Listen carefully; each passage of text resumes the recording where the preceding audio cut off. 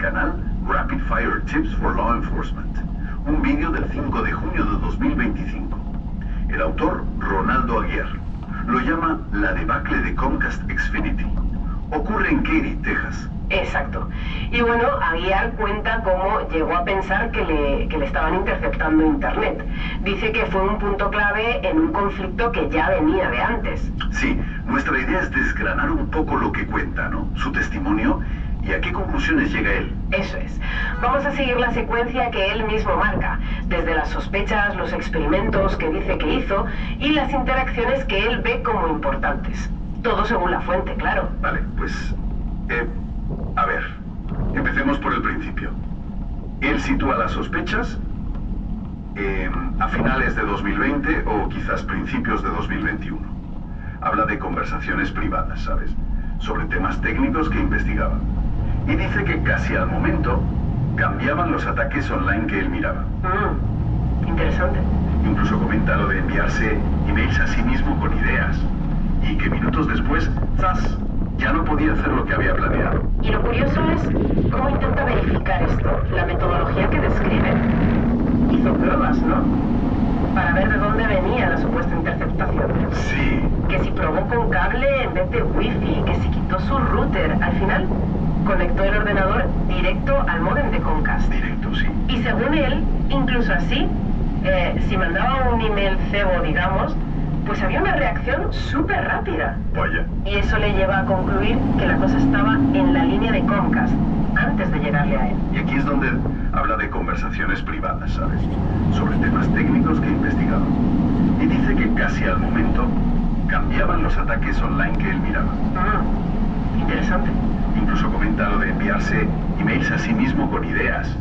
Y que minutos después, ¡zas!, ya no podía hacer lo que había planeado. Y lo curioso es cómo intenta verificar esto, la metodología que describe. Hizo pruebas, ¿no? Para ver de dónde venía la supuesta interceptación. Sí. Que si probó con cable en vez de wifi, que si quitó su router. Al final, conectó el ordenador directo al módem de Comcast. Directo, sí. Y según él, incluso así, si mandaba un email cebo, digamos, pues había una reacción súper rápida. Vaya. Y eso le lleva a concluir que la cosa estaba en la línea de Comcast, antes de llegar a él. Y aquí es donde detalla más de física. Habla de un cable subterráneo que iba de su casa a un cacharro, a un tab. ¿Un agregador? Sí. Que estaba en el patio de un vecino, en la dirección 26727 Cedar de Alpines Drive. Y él cree que ese tab lo controlaba una red y que desde ahí le pinchaban el tráfico. Claro. Y después de hablar esto con una conocida, una tal Penélope Suárez, sale la opción de mover físicamente la conexión. Ajá. Y parece que el hijo de Penélope, Andrés Eduardo Pirela, que trabajaba para Aspen, que es contrata de Xfinity, sí, pues fue quien hizo el cambio. Movió el cable a otro tab distinto, quizá frente al 26707 o 26711 de la misma calle. Y justo durante ese cambio, con el cable temporal puesto, pasa algo que él considera muy raro. Interactúa con un vecino de otra casa, la del 26715. Sí, eso es llamativo. Y dice que el hombre era clavado, físicamente idéntico a un residente anterior de esa casa, con el que había tenido lío años antes y con el que había hablado en español colombiano. ¿Ya? ¿Y cuál es el problema? Pues que este nuevo vecino, según cuenta, solo hablaba inglés y parecía no pillar nada de español. ¡Ostras! ¿Y él lo interpreta como? Como un reemplazo, deliberado. Claro, él piensa en la logística de eso, ¿no? Encontrar un doble, que los muebles del patio fueran los mismos. Exacto, menciona lo de los muebles del patio, idénticos. Y eso le hace pensar que no es cosa de una empresa, sino algo más grande, a nivel estatal, dice. Sí, le parece demasiada complejidad. Bueno, la historia sigue. Pasa el tiempo, él se muda, vuelve temporalmente a la casa, contrata a Xfinity otra vez. Y no funciona. Vaya. ¿Y qué pasó? Pues investiga el mismo y dice que encuentra la causa. Un splitter, un divisor. Un splitter. Que había puesto Andrés Pirella cuando cambió el cable. Y que ese cacharro, que debería ser pasivo, impedía que hubiera conexión. Y aquí viene su teoría fuerte, ¿no? Sobre el splitter. Exacto. Él especula que no era pasivo, que era un dispositivo activo modificado. Ajá. Que igual tenía un transmisor para mandar la MAC o la IP de sus aparatos a una casa cercana de la red. Incluso sugiere cómo se alimentaban. Sí, por inducción, desde unos focos o reflectores en la casa vecina. la del 26707, y que dejó de funcionar porque el estuvo fuera un año y se quedó sin esa energía. Y menciona una pegatina en el filtro del splitter, no quitar, como otro detalle sospechoso. Vale. Y todo esto, que es muy local, ¿cómo la conecta él con algo más grande? Pues dice que más tarde, con su sistema de análisis de datos, su pipeline, encuentra conexiones. Menciona donaciones a una campaña Suárez for President. Ah, relacionando el apellido con Penélope y su padre, Carlos Suárez de Florida. Eso es. Y señala a donantes como Shervin Pichavar, el de Uber, Kalanick, Sí, me suena. y John Utendal, un banquero. Y añade que una suite de hotel de Utendal se usó para una reunión a la que él fue con gente que considera agentes.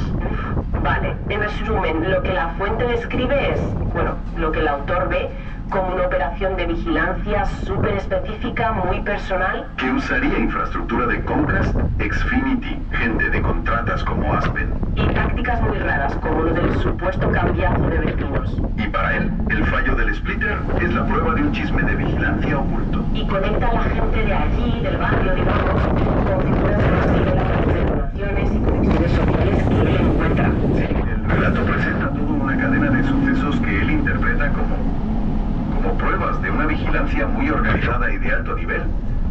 Todo esto, claro, es su interpretación de los hechos que él narra. Y la verdad es que te deja pensando.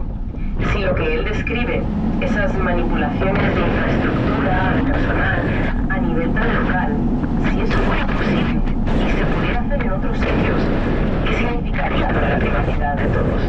Para la seguridad. Es una pregunta que queda ahí flotando, desde luego. ¿Para qué pensar? Okay, let's unpack this. Welcome to the deep dive. Today we're plunging into a concept that feels both really abstract and, well, intensely personal in the context of the source material we're looking at. Information asymmetry. Exactly. And this isn't, your typical deep dive based on broad academic research. We're actually exploring this whole idea through the incredibly detailed lens of one single individual's account. Right, their own observations, their experiments, all while navigating what they describe as a pretty unique and challenging situation. Yeah, quite the situation. So our mission today, to really dig into this unique perspective, we want to pull out the key insights, some fascinating little details about how information is supposedly controlled within an organization. And more interestingly, the very unconventional ways this one person is trying to fight back against that control. So let's start there. How does the source actually define information asymmetry in their context? Well, they frame it as a really fundamental tool, something an organization uses to basically control its own members. Okay, so like a deliberate strategy. Pretty much. It's described as this strict hierarchy for how information gets distributed. The idea is people right at the top. You get the info fast, you get all of it. And everyone else. Well, the further down the ladder you go, the less you get, the later you get it. You can't even get it at all. That's the point. The source actually uses some pretty strong language, right? This asymmetry is a basic tool for functioning for what they explicitly call a criminal organization. Yes, and specifically, they say it's designed to keep the agents in the dark.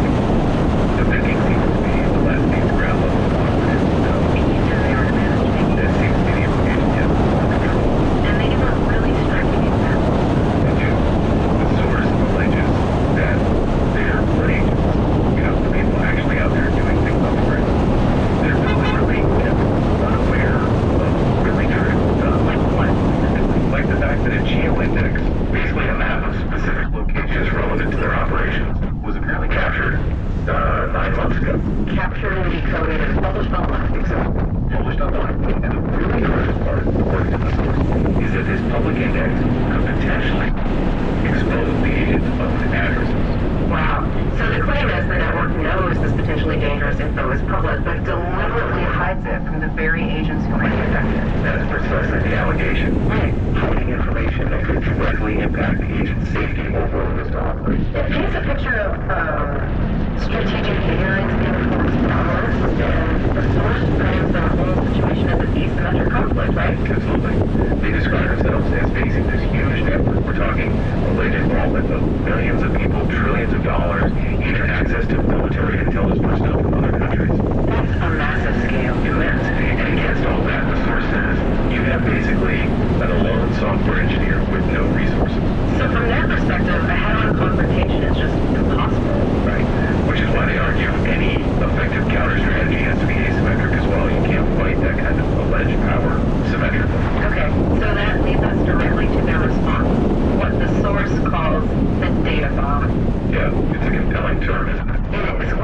core idea behind it? The core idea, as they explain it, is basically creating these specific targeted situations. Situations designed to expose the ground agents to the truth. The truth that their own network is supposedly hiding. Exactly.